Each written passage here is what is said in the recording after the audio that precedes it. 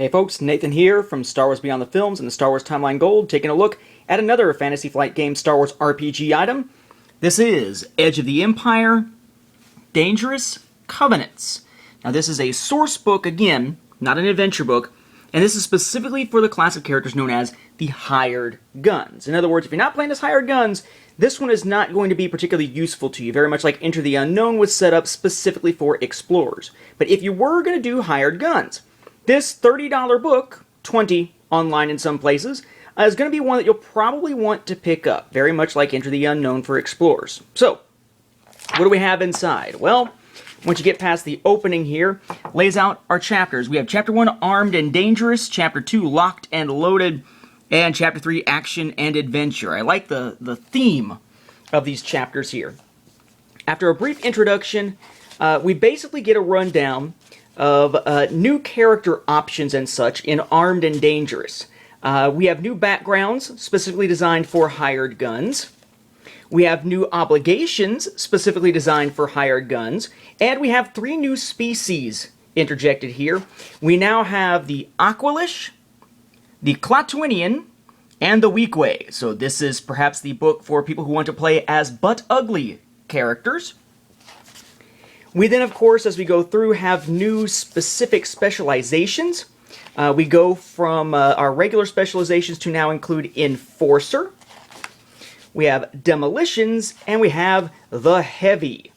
And of course, just like with Enter the Unknown, along with these explanations of new talents and such, and new motivations as well, we get those signature abilities.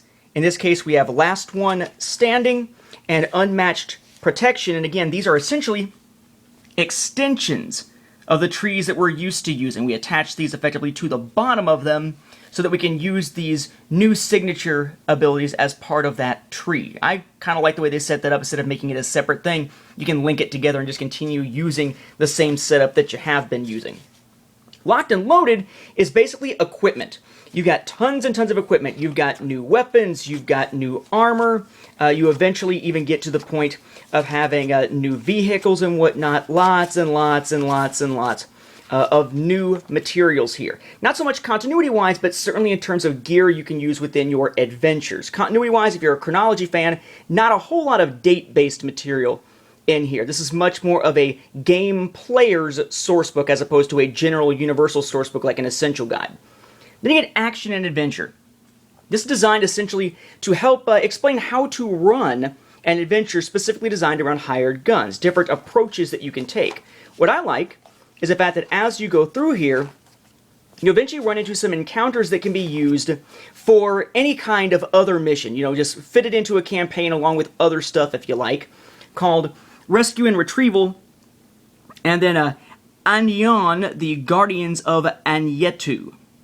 Then we have some suggestions for full-blown campaigns. One called Dirty Work, which covers this page. It's basically a 5-episode campaign suggestion. And then Reog's Regiment for Hire, which is a 4-episode story. Now, granted, these story suggestions only take up about a page to 1.5 pages. It's not like they give you tons and tons of detail, but it's suggestions of ways to develop things in such a way that you can make it fit the hired gun concept. There's suggestions about rewards and the like, pay scales, how to make the combat feel cinematic, and boom, it's simply done. Just like any of the other source books, not a lot of concluding material, just ends the last section, and that's it for the book.